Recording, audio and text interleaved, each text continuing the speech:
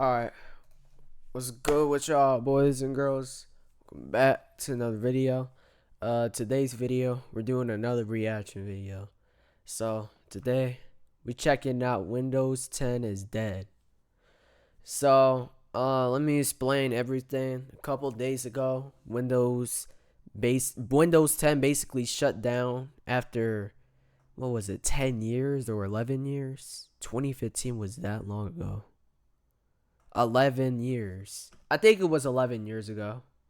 I don't know. I don't even follow the year counts, you know what I'm saying? But it was somewhere around there. But it was a long time ago now. And they're basically shutting it down. It's been up for a long time. So like if y'all computers don't run, cuz like it had a huge update. Hold on, let me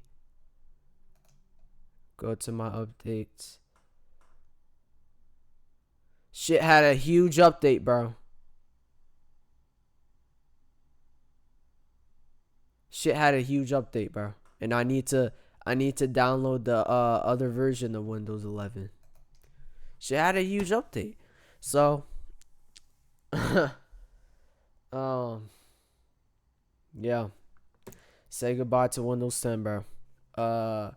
But hopefully y'all like, sub. I'm gonna finish this video real quick with y'all because I need to go somewhere, or I need to edit like a video or something because I was just basically wasting time the last hour. I made a video yesterday that I need to edit too, but let's check this out, bro. Without further ado, let's get to this video.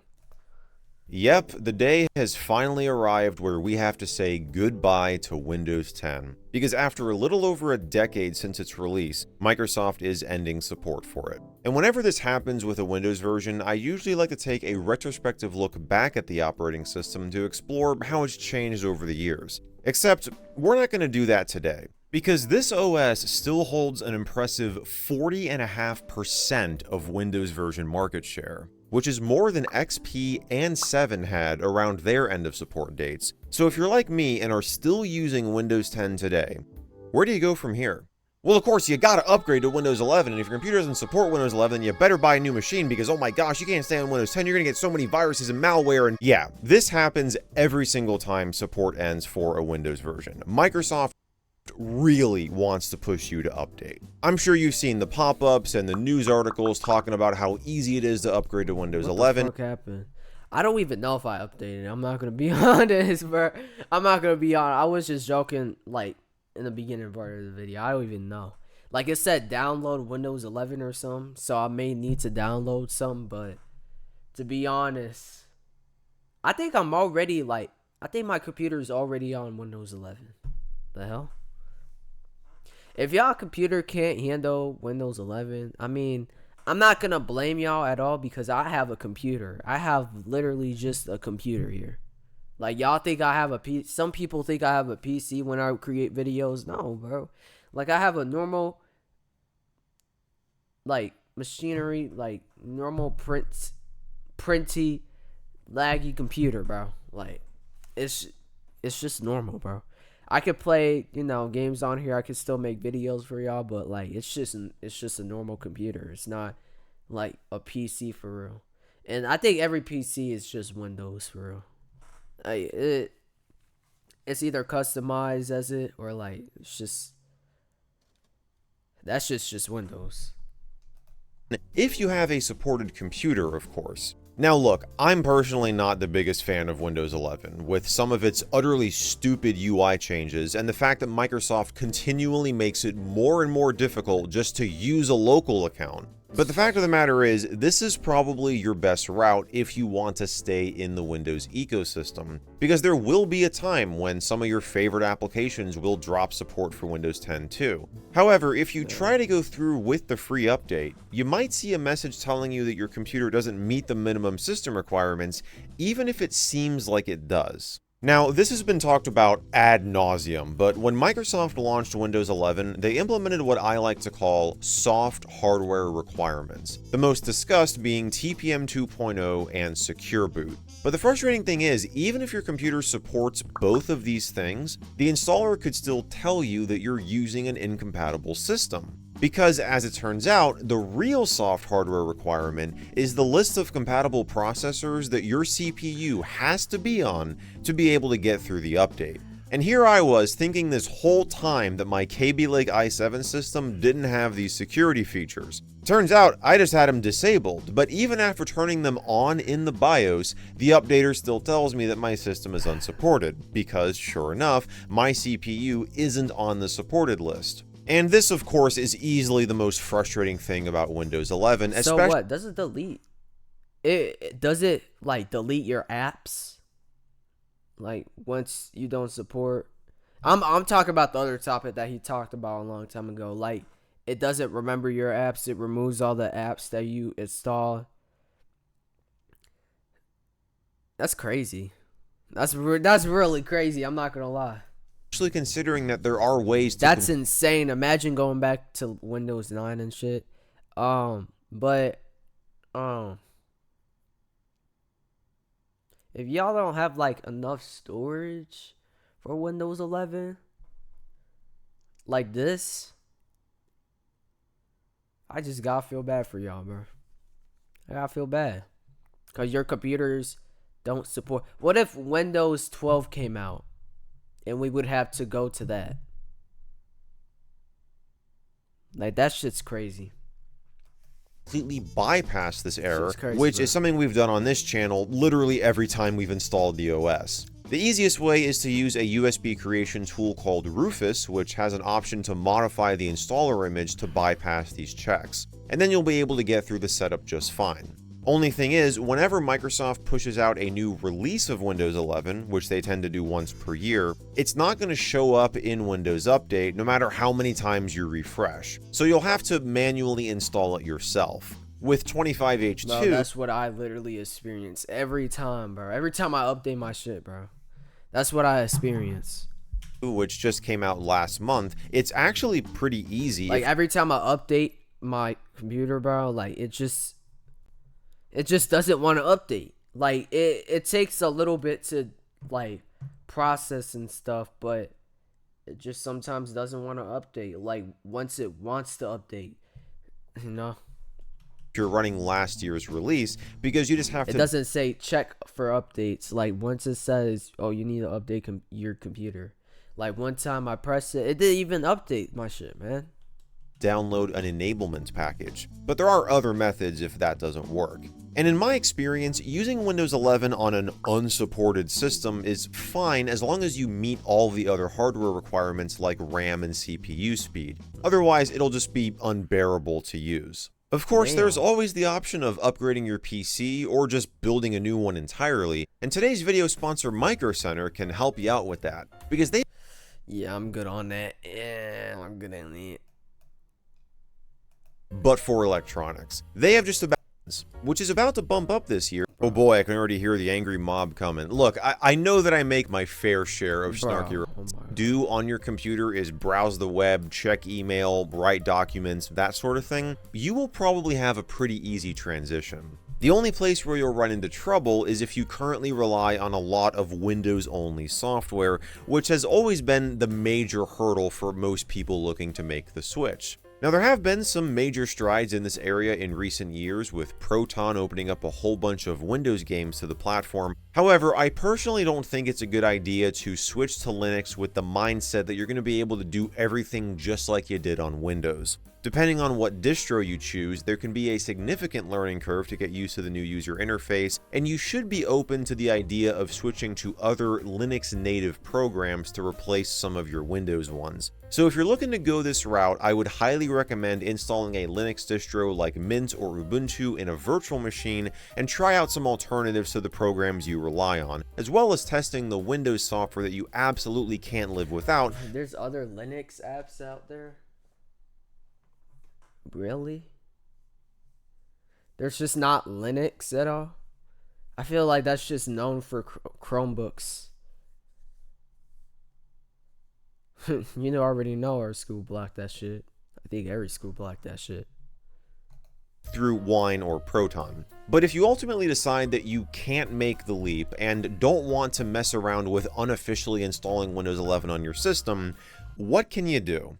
Well, there is a little band-aid solution called the Extended Security Update Program, which will give you security-only updates for an additional year until October 13th, 2026. Extended updates are something Microsoft has done in the past for other out-of-support Windows releases, but this is the first time that they've made it available to consumers. And boy, have they decided to implement it in a really straight available to. They ended Windows 7 in 2020. Why would y'all have it near then?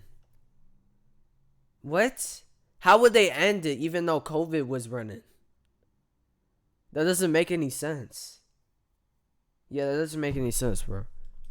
Consumers. And boy, have they decided to implement it in a really strange way. But that's insane. 2020? Bro, just imagine ending like 2K17. Or no, not 2K17, but the 2K14 My Park. If it was a My Park. If there's not a My Park, if there wasn't a My Park in 2K14, let me know. But like, imagine not ending that until 2020. You know how crazy that sounds, bro? Or three ways, I should say, because getting access to these updates requires you to either pay $30, redeem 1,000 Microsoft reward points if you use Bing for some reason, or sync your PC settings with a Microsoft account. The latter of which is by far the easiest, but of course raised concerns about Microsoft once again trying to force people to move away from a local account. However, as Theo Joe pointed out in this recent video, you are able to sign your system out of the account immediately after. Bro, this nigga looks like Tom Holland. I'm sorry. You're enrolling, and Windows Update will still show that you're getting the extended support. This is the route that I went, but it may not be a permanent enrollment, because I found a page on Microsoft's website that says if you're signed out of your Microsoft account for up to 60 days, you will have to go through the enrollment process again to be eligible for the updates. But the interesting thing is, this line only appears if you have your location set to a country within the European Economic Area. On the US version of the site, they make no mention of it, so I'm not sure if they just haven't updated this yet, but I'm really hoping this doesn't end up being the case because that's going to get pretty annoying. Now, there is a way to get official support even after 2026 arrives, but it requires switching to a specialized version of Windows 10 called LTSC, or the Long-Term Servicing Channel. This route is what I like to call the POS ready solution, because it does basically the same thing that OS did back when XP's support ended. It provides you several more years of support, up to 2032 in this case, but at the cost of running a system that isn't meant for consumer hardware. We'll probably talk a bit more about this in another video. Of course, your last option is to just do nothing. And many people will do nothing, just like when XP and Vista and 7 and 8 and 8.1 went out of support years ago. Because no matter how much Microsoft tries to pry these OSs away from us, there will always be holdouts that refuse to update, regardless of the security concerns, because from their perspective, everything still works like it did before. And everything... No, it's great. I mean, like, you can go back to like Windows, the first Windows, bro. Like, there's actually a hack to go to the first Windows that they created. I'm not playing too. Like, it's like a virus or something, like a hack, but it doesn't affect your computer. It just tells you it's a virus, and it warns you. It keeps on warning you. You know how you download a file on like Google Drive or something, and it's your own file, and it says virus detected. Are you sure you want to, or virus? No viruses are detected. Are you sure you want to download this? I download it, of course, because it's not a bad file. It's my file. But once it's someone else's, like, oh, they not wrong on that. Continue to work on Windows 10 even when we reach its really seriously out of support date, But it won't last long. They're not wrong on that. Shit may be risky. I can't risk my computer. Because app developers will eventually stop releasing versions of their software for Windows 10, as its market share is probably going to see a steady decline from that point on. Because at the end of the day, just like the Windows versions from yesteryear, it was never meant to last forever. Even if that one Microsoft employee said that it was. Thank you all very much for watching, and as always, Yeah. Alright, that was a good video. I just want to watch that video because it was relatable. I'm not gonna lie. That shit was relatable as hell. You know? Like, just imagine if you can't update your computers, just because you don't have enough storage or terabytes or even RAM to even run that shit, man.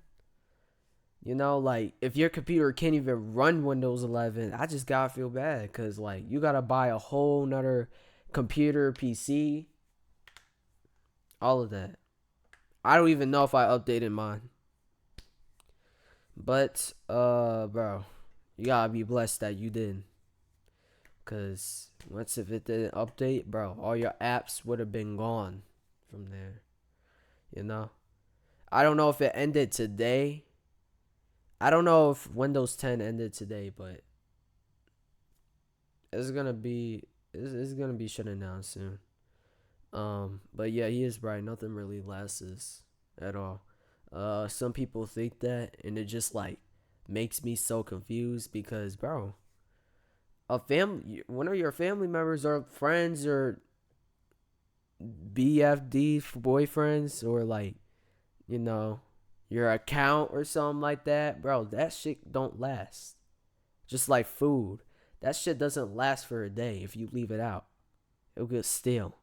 But I hope y'all enjoy this video. Leave a like, subscribe. Make sure y'all go to all my social links down below. Make sure y'all follow that Instagram. Follow that Instagram. It's gonna be lit out there. It's gonna be lit in that app. Once y'all go to that. I'll see y'all.